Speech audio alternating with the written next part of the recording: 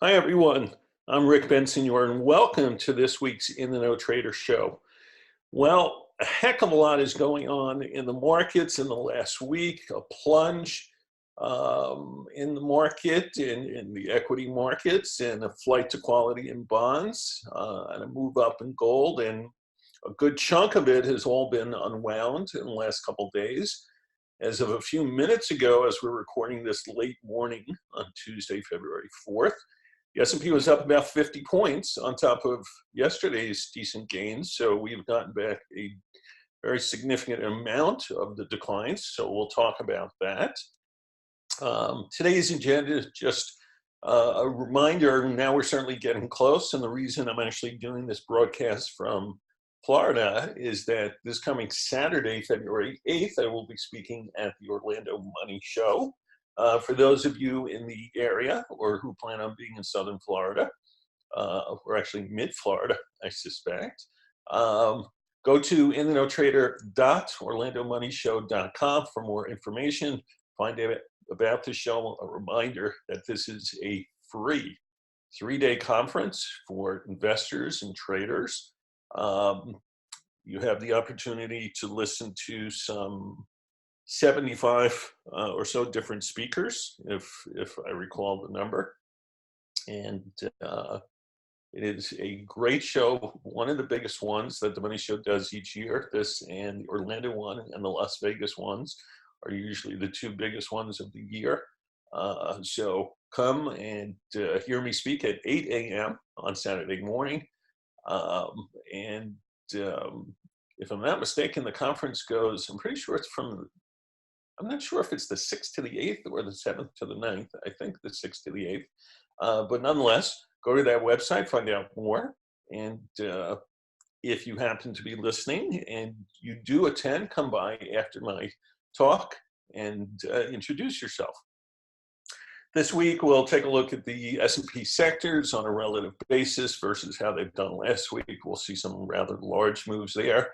We'll take a look at the S&P, and in fact, I'll probably throw in the 10-year on that, as well as gold, just to give you a quick overview of what I'm seeing. And then this week, I thought, with interest rates having moved down substantially, over 30 basis points in the last few weeks, I figured let's take a look at the utility sector, because when rates go down, usually utilities become more favored.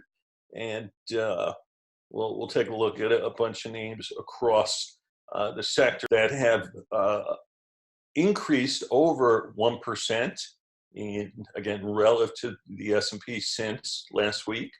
And we've got 3 decliners. And very, again, visually, what I like so much about StockCharts.com's view of how they put this together, essentially on a histogram, is right away you can always see which are the sectors that are doing best.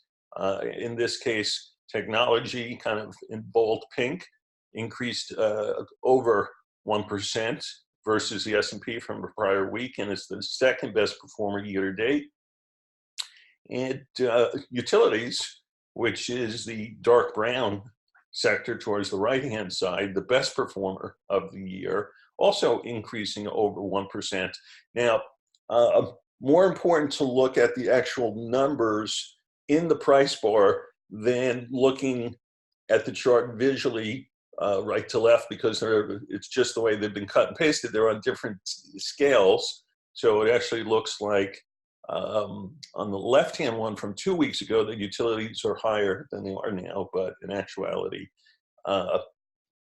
utilities gained over 1%. We're up about 6.5% year to date, and doing very well. On the flip side, energy, just like in 2019, the dog of the marketplace, it is the worst performer again. It lost over 1% relative to where it was even a week ago, and doing terribly this year, already down over 12% to the S&P. So that, along with the material sector, are the 2 worst performing sectors. And energy is also, if you were to look at a chart of the XLE versus the spiders, going back to its entire trading history, which I believe is in 1998. So in the 21 plus years since you've had these two ETFs trading, energy is on its all-time low. It just made a lower low than it had in, I think it was 2002 or so, that it made the all-time low. So this is, energy has just been a horrific sector to invest in the last 10 years. Only 2 of the last 10 years did it outperform the S&P. And as you've heard me say many times, you could have been in any other sector of the market than this one and done far better since, let's say, the 2009 bottom in the market. It has just been the dog of a dog that continues to be a dog. And people have bottom fished many times. Last fall, I pulled this from an underweight to an equal weight, and so we're losing what the S&P energy sector is losing. So I was even premature in looking for this to potentially turn around. Thank God it wasn't overweight, but this sector continues to have its troubles. Oil is trading, near $50 now. It was $63 or $64 just earlier in January on the spike up when Iran bombed Iraq and the U.S. military base there. So it has fallen $14 since then, and continues to be a real problem for the markets. And if you go and tank up your car, you should notice how much oil has fallen in the sense of how it trickles through to the gasoline market. Last week in New York, I filled up my car and paid $2.55 for regular gas down here in Florida, which is always a little cheaper than New York. Yesterday, I passed a place that was $2.18. So luckily, gas has gotten much cheaper. That saves people a heck of a lot of money. It's almost like saving on taxes, and just because the price of oil has fallen so much. Okay. That's it for there. So now let's take a look and move to our charts. And we'll start with the S&P. So last week we talked about the fact that we believed at the time 3336 in the S&P would hold as some significant resistance. The all-time high, I believe, is a point higher, well, in round numbers, it's 3338. That was a number that we came up off of this propulsion target that had been in place on the daily chart and the weekly chart since July, or June actually, of last year. When we got there, it included a sequential 13 count, a setup 9 count. The daily sentiment index had gotten as high as 90% bulls for the S&P at the time. And what we said is we expect the markets to sell off, and that if it got a qualified and confirmed propulsion sell signal beneath 3281, which it did, it would minimally target 3225, which is where we closed last Friday. So even though things are happening very quick, and obviously the market's flying, we're back up to 3,300 right now in real time. This was the minimum downside move that we expected. We got precisely to the level. I am a little bit surprised how much this has stormed back as quickly as it has. If I put up, let's say, a Bollinger Band, these have started to flatten out. Now, obviously, in a bull market, more important is when you touch a bottom on this potential support level. Less so is the resistance posed by the upper band, but the fact that this has gone flat, to me, it's very possible we make minimal new all-time highs, get up to maybe 3350-ish or so, and then still trade back and forth in a range. Hard to think that the fears of the coronavirus were done this quickly and that it is simply off to the races again. And certainly the market is acting as if it's off to the races. Huge gap up this morning from yesterday's close. and back to where we were about a week and a half ago, and as of right now, even slightly higher than the closing price of that big reversal day where we gapped higher and then closed down. Let's take a look also at the weekly chart of the S&P. And what coincided also, again, with hitting this propulsion full exhaustion level that had been in place again since essentially June 1st of last summer. So when this low was put in, this model suggested that this would be the target on the upside for a full bullish move higher. We got there, and it got accompanied by this is a sister model to TD sequential, the one that we typically look at that counts to the 13th bar of a particular pattern to look for exhaustion of trend. So this is a sister model that simply counts differently. But you can see I've circled here back in, looks like late summer of 2018. At the time, this was all-time highs, and we get the signal there for exhaustion of trend. We got a signal in April of last year for exhaustion of this uptrend from the Christmas low of 2018, and we pull back for 6 weeks or so. This is an aggressive sequential signal, which was pretty good because it also called a pullback, and then we got the one 2 weeks ago or so. So, this model is still significant to me. And again, it can suggest that we'll possibly make new highs, but I'm looking for somewhere around 33.50. So minimal new highs to potentially hold first time up. The market is acting here, you can see, almost as if the coronavirus doesn't exist and that there'll be no negative effects from it. And what I've told clients is I've taken down a fair amount of long positioning, and I'd much rather, so I'll tell you first how I frame this on the institutional side, and then how I frame it on the retail side for the no trader. On the institutional side, we have had a long bias since last summer's low. So back in here, we had gone to a much more neutral point of view, put it back on by early October, actually, as we broke through this level, got back bullish again. And even, I think it was,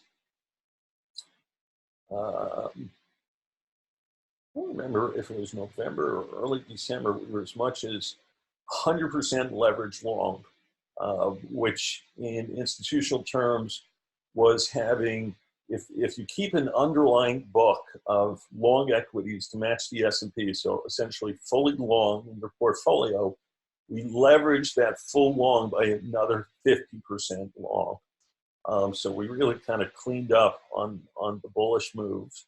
But what I did was, over this past weekend, bring that down to equity neutral on a leverage basis, meaning you're simply going to get the return of what the S&P is. And that's kind of a way of me saying I'm not nearly as bullish as I've been. And obviously this week we have a very strong week. So as of now, we've opened on the low and we're sitting on the high of the week, and today is only Tuesday. So basically, from an institutional way of thinking is I'm just going to get the return of the S&P, nothing more, nothing less. If the market goes down, we're going to get the return, and it could be negative return, but we're just going to play essentially 100% long the underlying S&P with no leverage to it. And I've got to see more than just simple price action like we're seeing now in order to make me think that we can still go higher. And I am a long-term bull, and I said that I've told you guys that I think the minimum upside target this year is 3,477 in the S&P. So that's still about 175 points higher than where we are now. So that's, I don't know, about 5 to 6% higher as a minimum target. But I'm still not convinced that right here and now, given the news of the virus and what it could still potentially do and impact business, that I want to keep plowing into stocks and being levered long beyond the fact that I'm already 100% long the underlying. Now, from a retail point of view, I'll write in the No Trader this coming Wednesday. We have taken down over the last few weeks a fair amount of our longs. We lightened up, and I thought that was the right thing to do. And I basically look at this in terms of when there is an element of unknowing, and no matter here who you are, I don't think there is anybody out there who can possibly tell you what the effects are going to be of this virus. And so the answer to me is when you simply don't know, then you have to reduce risk. And for anybody to say, well, you know, to immediately compare it to SARS or MERS or any of these other things, in reality, there's still, you've got the US saying this will likely be a global pandemic. And as many as 20% of the world's population will get this virus, with anywhere from, as far as what they know now, 1% to 3% of those people dying from it. Usually the elderly or people who have deficient immune systems. So that still turns out to be, I don't know, 20 million people, something like that. If you figure out that global population is 7 billion people and you do 20% of that's 140 million, and then you take 1% to 3% of that. I think I did the math right there. Nonetheless, what this says is that I think there's just too much unknown to just assume that the market is a buy. So I'm looking at, again, in terms of take the risk of the market. Don't be levered extra long. That means if you have, you know, your portfolio, you leave your portfolio the way it is, but you don't keep buying as you've done in the past to essentially take new cash and go over long compared to where you were. And that's the way we're going to play it, especially on the retail side, because generally I'm going to be a little more conservative in that space and look to be even more careful than I am on the institutional side, because these are individuals and risk tolerances are often very different. So let me, one sec, come back here. There we go, get my mouse back. Let's take a look quickly. Here's the TNX chart on a weekly basis. So this is, you know, mimics 10-year yields. And you can see that we're up to 16.01. That's the same thing as saying 1.601% in the US 10-year. And the reason I wanted to highlight this was you can see here I've circled in these yellow highlighted ellipses the aggressive sequential signals that have shown up over the last 5 years or so. And I've picked the ones that, so here, right at the flip of going into 2014, upside exhaustion in yields. Obviously, it was a perfect signal. That was the peak of the move. You then spend the next 2 years going down, and when you finally get a signal, it's telling you downside exhaustion. This is one of the reasons why this model is so important and why I am virtually the only person you're going to see on StockCharts.com and most other places showing you these signals. Here's a signal in fourth quarter of 2017. Wasn't particularly good beyond a few weeks because then the market went much higher. We got to 3.25% in yield terms, 32.5 in TNX terms. And although there was no signal there, it happened to be just a couple of basis points above the risk level from this 13. So known potential resistance. Then yields fall apart and you get a 13 last week, saying downside exhaustion. So this is now kind of the close to in and around the fourth time that we've gotten to, let's say, 1.4% plus or minus 10 basis points, going back to all the way to 2012. which is where the all-time low was. Well, actually, I guess the all-time low was made in 2016, so we went slightly lower. The point is, I know I've listened, and other technicians send me their stuff, and there are people who are very bullish bonds right now on what happened over the last couple of weeks. And the reality is, there's a very good chance they're wrong. Or at least it's not something I can jump on board buying bonds, playing for yields to go lower with this signal in place. Is it possible we still, you'll still go down? Yes. Is there good risk reward given this signal and looking at the history of the signal in the past that this is the right call? I'd say no. So with the market having come back, when I say the market, I'm talking about the stock market, having come back and this signal showing up here in the bond market, maybe you don't need the flight to safety the way you've seen in the past. And therefore, this is something that's at least telling me for the time being, I don't need to be buying bonds. If anything, I may be selling bonds if I'm more aggressive. Lastly, I'll show you before we get into utilities, just to show you the gold chart. And notice gold is having a pretty rough day today. It's down $25 as we're doing this. Sequential 13 upside exhaustion signal last week. More importantly to me is that the latest CFTC, Commitment of Traders report, which is as of, I think it was January 28th, which is the most recent one.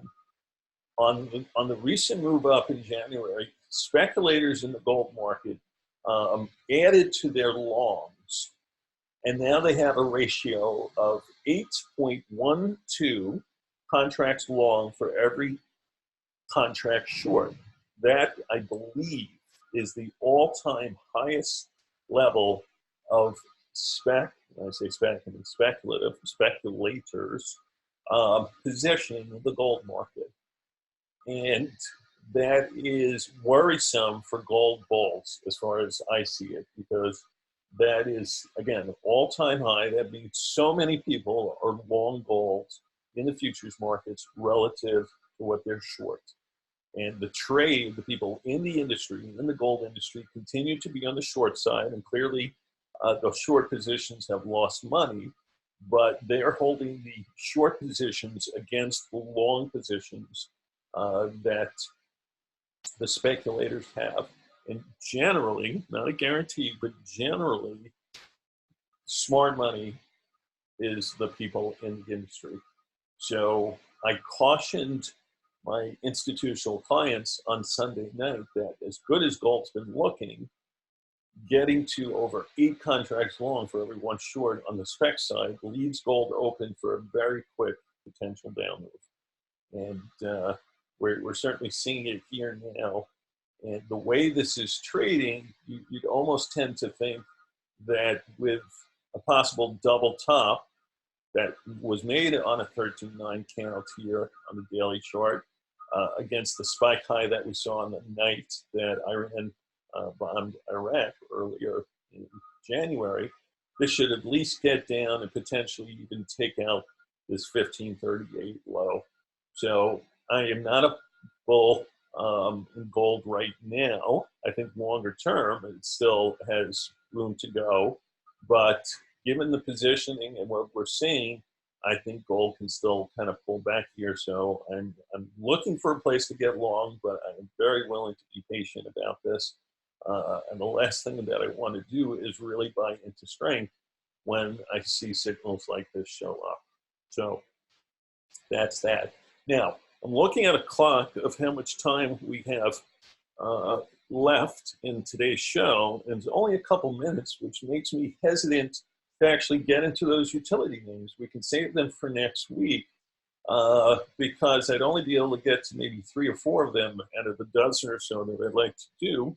And that's mostly because I've spent the bulk of today's show going over the macro look to the markets. You know, the S&P, which of course is the institutional benchmark for the equity markets. There is virtually nobody on Wall Street who looks at Dow Jones. It is for the retail public, but there are virtually no portfolio managers on the street who are benchmarked versus how the Dow Jones Industrial Average does.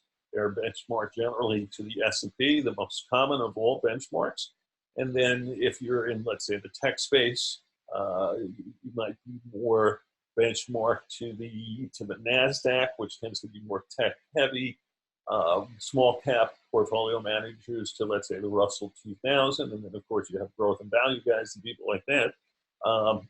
But even though on the nightly news and CNBC and Bloomberg and Fox Business, and you always see generally what the Dow Jones Industrial Average is doing, the reality is that's 30 companies, and of course, 30 very important companies, but that is not what Wall Street is looking at. Institutional players, institutional investors are benchmarked to the S&P 500, and it's the one that I will tell you that I think it's most important that you look at too, and pay far less attention to the Dow Jones and more to how those 500 companies are doing. And realize too, the S&P 500 is the 500 largest